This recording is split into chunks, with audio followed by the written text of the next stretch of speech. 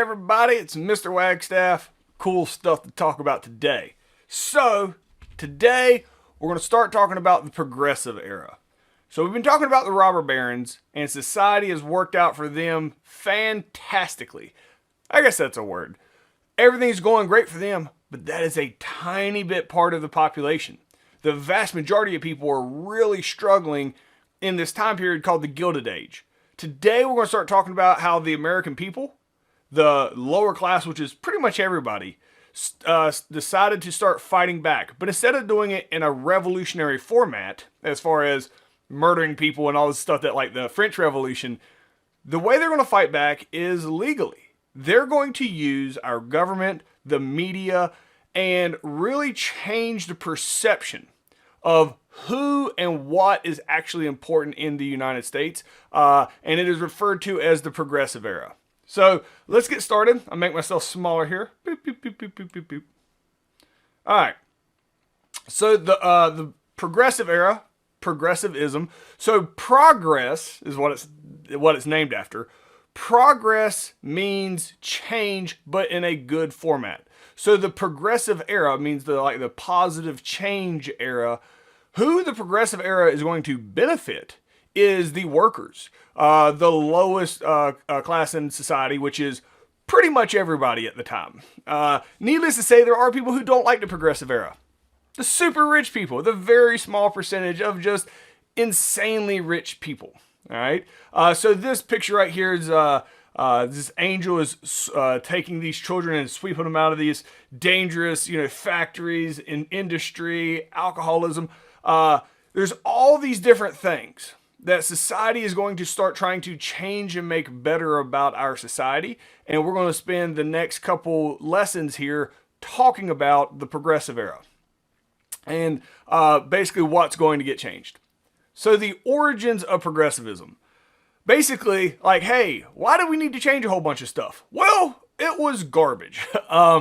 So there's a massive gap between the rich and the poor. I mean, it's incomprehensible today. People are struggling to survive day to day, like the majority of Americans, whereas like Rockefeller and Carnegie, these robber barons, have more possible money than you can imagine. They basically have enough money to make every single person in America close to wealthy, like definitely upper middle class. All right.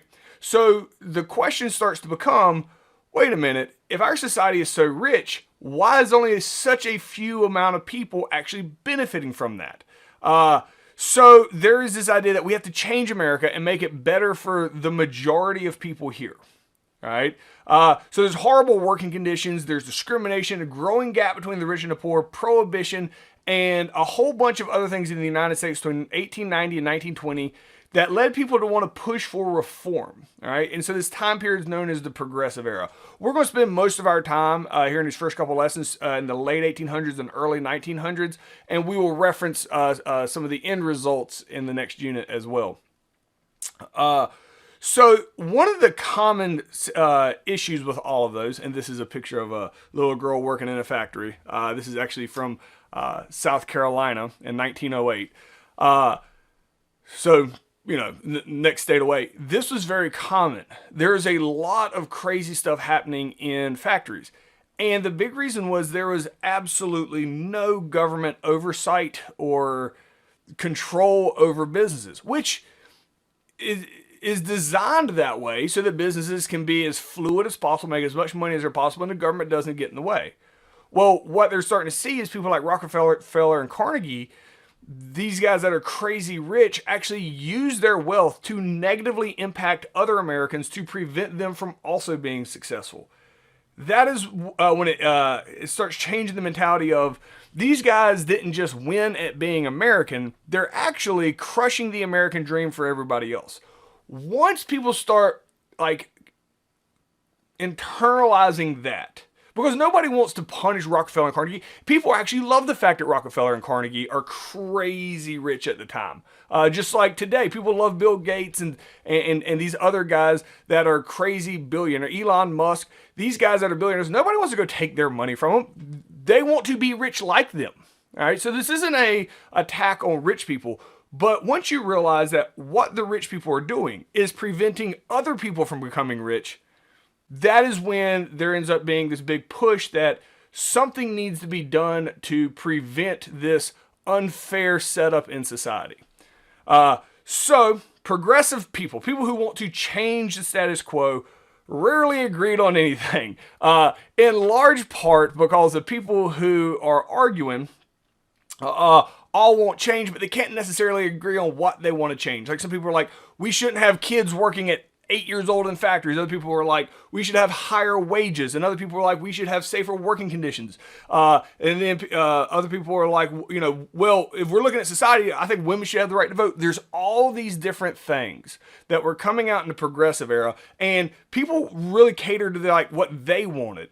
So looking back on it in history, a lot of these things come to fruition. It means they do come true. So looking back on it, we kind of have to figure out, what did these different groups that wanted change in their respective environments, what did they have in common? Well, almost all of them, the government had to be in charge. Now, this isn't saying we need a government overlord. It's actually the opposite. It's we currently have private overlords, Rockefeller and Carnegie and these guys who are above the law, which is a legitimate concern. Rockefeller and Carnegie, they basically decided who the next president was going to be. They basically had the presidential candidate sit down, and whichever one they liked the most, basically whichever president said, I'm going to let you do whatever you want, Rockefeller and Carnegie would fund those guys to go be the president. They would give them like a blank check to go run their campaign. Rockefeller and Carnegie basically bought the presidency. The United States government took a loan from Rockefeller. That's right. The United States government took a loan from a private individual because he was richer than the entire government. All right. So this is when it's not necessarily comparable to today. These guys are so rich, you can't do anything. So the progressive era is the government needs to step up, and the government needs to regulate this to make it fair for everybody. The reason they want the government to do it is the government's for the people, by the people. The people vote, right? This is why they want to expand voting rights to women. Get as many people to vote as possible. The more people that vote, and you can control the government, and if the government controls society, therefore the people can control society, all right? And so the progressive people wanted basically the government be more accountable, that the government should have more control over what's happening in factories, but not have corruption. Basically, big, clean government is the idea, which there's always a give and take on that one. This is a cartoon talking about that the Gilded Age had just set up so many problems in society that the progressives, they want to move on from these Gilded Age concepts and progress from them. This is another kind of belief. Like every time that they come out with a reform, unroll some new reform, there's other politicians back here behind them that are coming in and just rolling it up, and it's corrupt. So this is kind of how it feels at the time. This next cartoon is a very powerful one, and this is like what's in the newspaper. These are the guys everybody knows: Rockefellers, Carnegies, the presidents, Vanderbilt, like all of these guys here. But there's very few of them. But the only reason they stay afloat, because it's punny, that they stay afloat is on the backs of all the workers. Without these workers, they don't have any of this. So this is a very strong argument that the entire existence of the rich is dependent on the lowest class. And the lower class, they're not asking to be millionaires. They want the option, the American dream. All right. They don't want to have somebody else take that from them. And they want to have the ability to move up. Like America claims that we have the ability to do that. This is another cartoon. Basically, it says, one sees his finish unless good government retakes the ship. See, his finish, talking about this is supposed to be Uncle Sam, America, being forced to walk the plank, which isn't a real thing that happened in real life. That wasn't, walking the plank is a movie thing. But you have these pirates here who are basically getting ready to execute America, and these are supposed to be, like a Rockefeller. These are supposed to be all the bad guys that are doing all types of stuff. And unless good government not just big government, but good government can change us around, America is finished. And that was the growing belief at the time. So, what I want to talk about here is muckrakers. So, muckrakers come out at the time. Muckrakers, not to be confused with yellow journalists, all right? However, both of them are journalists. Muckrakers get the name because they only talk about negative stuff in the news. So muck means like poop, right? They're poop rakers. They just stir the poop around all day. And they're like, hey, look at all this poop I found. It is literally where the term comes from. They're muckrakers. Muckrakers talk trash in the newspapers and books over these massive injustices that are taking place in society in the late 1800s. Keep in mind, there's no radio programs, really. There's no radio, there's definitely no TV, there's no internet. How you get your message out is in print, in books and magazines and newspaper articles. The muckrakers are incredibly influential at the time because they bring awareness to problems that people weren't quite sure were there. Once these muckrakers basically present this steaming pile of muck, and each one of them have their own kind of unique thing that they focus on, then America's like, oh my gosh, can we fix that? So muckrakers are famous for bringing awareness to certain things. So let's go through some of them, and I think you'll like this or be grossed out. So this is supposed to be this is a cartoon of like muckraking, specifically talking about Upton Sinclair that we're getting ready to talk about here in a second. But it's basically a big steaming pile of muck, of like nastiness. So like literally with a rake, raking muck. That's where the term muck, because they only talk about the negative stuff in the news. So they purposely focus on the negative. People, journalists still do that today because people like reading about negative and scandalous stuff. I want to point out early on, because it's important when we talk about yellow journalists, muckrakers are not liars. All right? They could occasionally be accused of being exaggerators, but not real. They are all about the truth, but they're only going to talk about the negative stuff. So if there's like a bunch of good stuff that happens and a bunch of bad stuff that happens, they are only going to talk about the bad stuff. Like, they're not going to give you any credit. They're just going to talk about the bad. But they're not liars. The bad stuff they talk about really did happen. All right? That's important to point out, because when we get to yellow journalists, they just make stuff up. But we'll get there later. Today we're going to talk about muckrakers and the progressive movement and how influential they are. First dude we need to talk about here is Upton Sinclair. He wrote a book called The Jungle. The Jungle has nothing to do with the jungle. At all. At all. The Jungle deals with the meatpacking industry. So the meatpacking industry in the United States have gotten extremely popular in the late 1800s. This is canned beef. Go to the grocery store, buy a can of beef, all right, of corned beef. So the reason this is awesome is because when you can things, it preserves it. So they can can meat and ship it all over the country, and you can go grab it. People that did not have to have refrigerators. Once you open it up, then you can cook it, and everything's fine. So canned beef was like the rage in the late 1800s. Everybody wanted canned beef. Nobody thought, hey, where does this come from? All right, like, don't care. Got myself some canned beef. I'm good. Well, Upton Sinclair goes and investigates what it's like in these meatpacking industries. He writes a book called The Jungle. Again, has nothing to do with an actual jungle. It has to do with like the concrete jungle. The Jungle talks about the horrors in the meatpacking industry. The book itself is fictional. It's like follows this guy that goes and works in the meatpacking industry, and but a lot of the things he talks about in there are real issues that happen. It ain't pretty. So these are some pictures from the meatpacking industry at the time. So this right here, you're like, okay, I mean, meat comes from animals. It's not like it doesn't come from, nobody's like confused by that. But a lot of these places aren't even in a refrigerated area. So they just leave these animals up and they start to decompose before they get chopped up. Look at this picture down here. There is no sanitation at all. What's left over just gets The pictures here don't even do it justice. The Jungle is one of the more horrific books you'll ever read, because every page you're like, oh my gosh, that's what's happening. He talks about, like, these guys work a whole shift, and then at the end it's like a big conveyor belt that sends stuff into like meat grinders. But then once they're done with the day, they just turn the power off and they leave. They're standing in like ankle deep of blood. So the next day when they come back in, they're sloshing through. This blood's just been sitting there. The smell's horrific. There are rats everywhere that gets on all the meat that's just been left out overnight. There's like rat turds and all types of awful stuff that's all over this meat.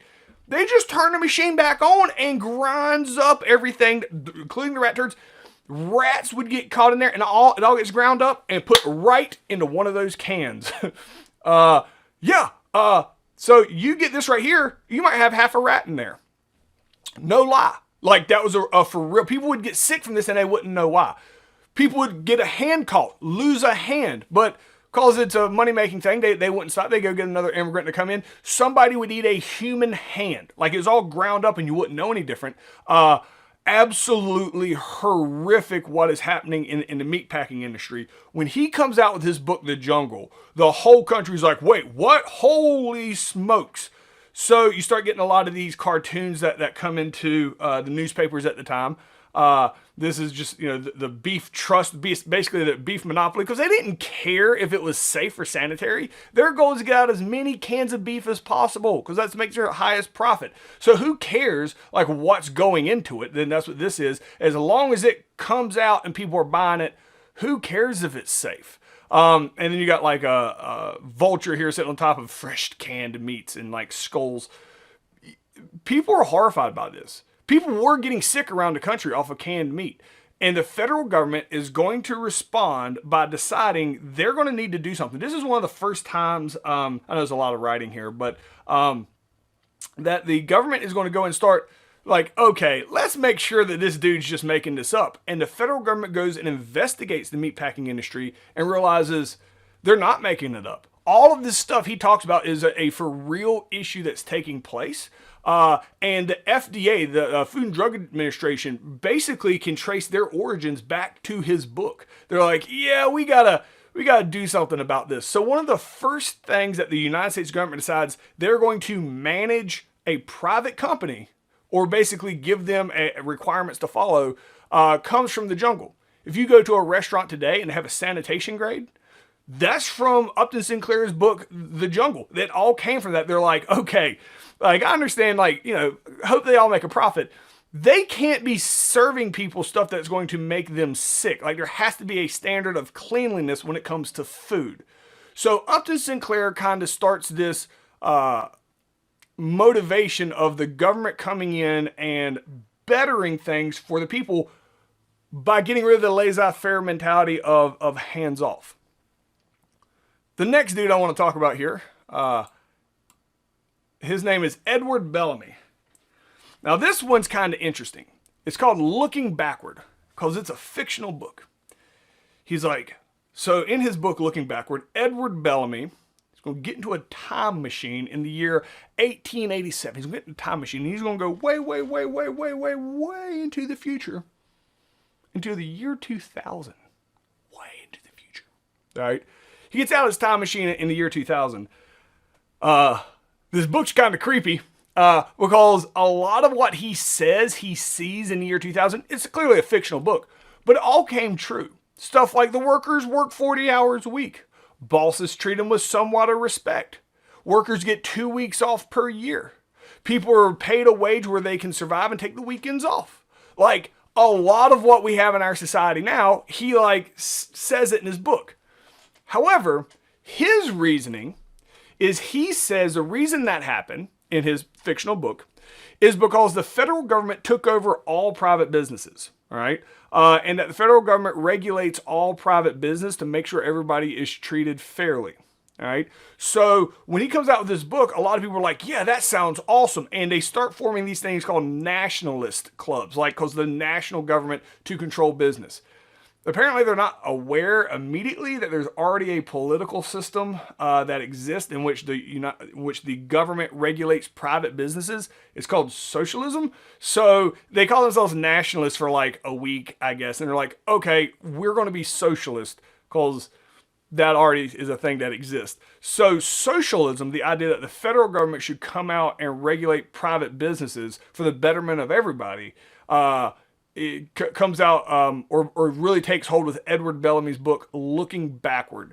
You can kind of remember Edward Bellamy and Looking Backward because of the B's. Bellamy, backward. Bellamy, backward. So if you're like, hey, who wrote Looking Backward? Edward Bellamy, because it's Bellamy and backwards. All right. Henry George. Henry George, you would think people want to go back in time and punch him in the face, but they don't, because it's kind of weird. So Henry George writes a book called Progress and Poverty. You know what he wants? More taxes. He's like, you know what we need in this country? More taxes. And there's a whole people like, oh, let's go find them. Let's go get them. All right. Hold on, because he actually makes a really, really good point. All right. He makes such a good point. Because he was a relatively wealthy person. He would go buy, here, I'll give you a map one. This is to advertise his book, all right? He buys this lot in the middle of a city, and he says, I paid $3,600 for this lot, and I'll hold it till I get $6,000. Because he bought it for $3,600. What's he got to do? Nothing. Just hold on to it. Eventually, because property values keep going up, once somebody gives him $6,000 for it, he'll sell it to him. How much work has he had to do? None. So you're like, well, okay, that's fine. It's just investing in real estate. That seems like a good idea. It is, but here's what's happening. Rich people like Rockefeller and Carnegie's are buying like entire states almost. They own all the land and they just sit on it until, I don't know, like maybe they have no desire to ever sell it. When all the land gets bought up and nothing is for sale, it makes the land that is for sale unaffordable because the price skyrockets. So the average person cannot afford to buy land because the rich people own it all. So Edward Bellamy is like, hey, yeah, that's unfair. I don't think it's wrong that Rockefeller and Carnegie own all this land. They're more than welcome to. But I think you should pay something called property tax.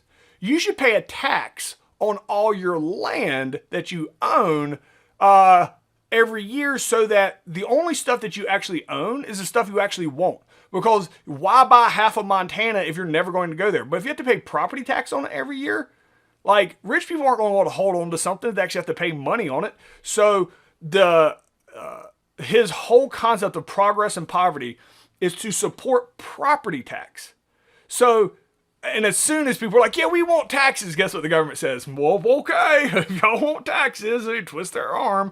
So property tax is going to come out from this movement in the movement in the progressive era with Henry George with this concept of progress and poverty, so that land becomes more affordable because rich people don't just hold on to it and wait for the price to go up. So a little bit more complex there, but yeah, property taxes is actually a thing that that came out to help out the poor people. You may not be, really the only thing you would probably pay property tax on when you get older is like if you own a house or you own a car, but like big ticket items, you pay property tax on it. So even if you go buy a house, pay cash for it, it's your house, you still have to pay this money every year to the state or to the government to keep it. If you don't pay your taxes, they'll take the house from you that you bought with your own money. And people are like, that seems unfair. Well, it was actually more unfair based on what was happening in the late 1800s when the rich people would just buy everything and keep it and never share. Jacob Riis. Oh my gosh, this guy. So there's a new invention that came out, flash photography. Some of the pictures I've shown you before, you see people who have like all blurry faces and everything when they take these pictures. But now there's this flash photography, which is instantaneous photography. So you can take instant pictures. You're going to start seeing people smiling more. Jacob Riis gets himself a fancy little flash photography to take instantaneous pictures. And you can take pictures at night. And he creates a picture book called How the Other Half Lives. How the Other Half Lives. So everybody loves Rockefeller and Carnegie's. I mean, just like today, we want to know what, Elon Musk and Bill Gates, what these guys are doing with their money. Same thing with Rockefeller and Carnegie. But Jacob Riis is like, y'all do realize that with all these rich people in New York City, how the other half of New York City lives, which is dirt poor. And to prove it, he walks around. I don't know how this dude doesn't get shot. Well, probably doesn't get shot because nobody has enough money to afford a gun. He just walks through people's like neighborhoods and houses in the middle of the night, taking pictures of just horrifically poor areas. So these are actual photographs from his book. So this is like at night. Just huddled kids outside in an alley trying to survive because they have nowhere. I don't know what the story is. He walks into the like all of these guys. 1, 2. It's like 3 there, 4, 5. See feet there, 6. 6 men live in it. Oh, this might be a foot here. Might be number 7. In this apartment is how people have to live to survive because that's all they can afford. Another picture of just complete poverty. Obviously, this one takes place during the day, but he's showing the kids working in the factories at super young ages, and we're going to reference that here in a minute again. Here's another picture of just kids just huddled up, just trying to survive.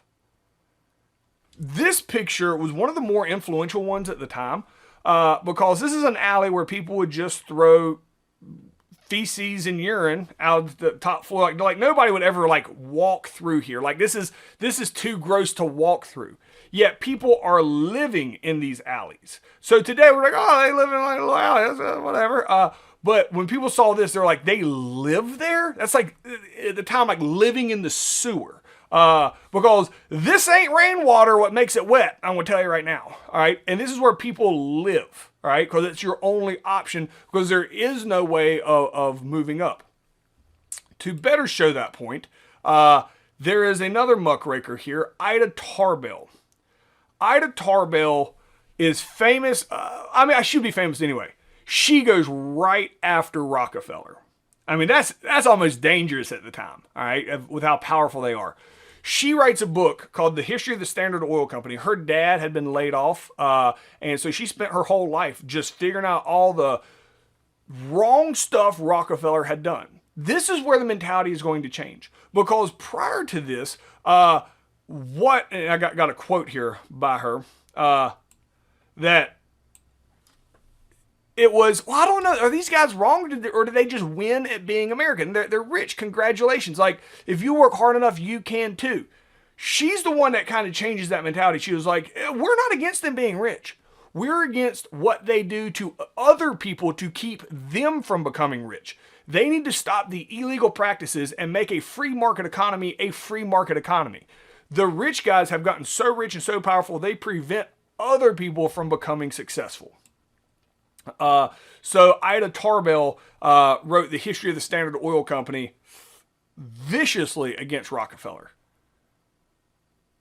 So I'd mentioned this, and we're going to bring this up more in the next unit, that yellow journalists are people who just make up stuff in the newspaper. That actually is going to lead to an entire war. So they are important. Yellow journalists are important. I kind of want to present them both at the same time so that you know there's a difference. Muckrakers aren't liars. Muckrakers just talk about the negative stuff in the news. Yellow journalists, big fat liars. And this is another picture of like muckraking. Teddy Roosevelt, we'll talk a lot about him when we get there. I purposely have not brought him up yet because we're still in the early stages of the progressive era. All right, the women's movement. So there's two very, very famous women, both of which are very famous because of what they accomplish in the progressive era. Florence Kelley commits her entire life to battling like kids in the workplace. You're like, why is a 6-year-old working a 12-hour shift? That's ridiculous. Florence Kelley spends her entire life fighting against these child labor rules. The way children are treated in the factories, it's absolutely horrific to her.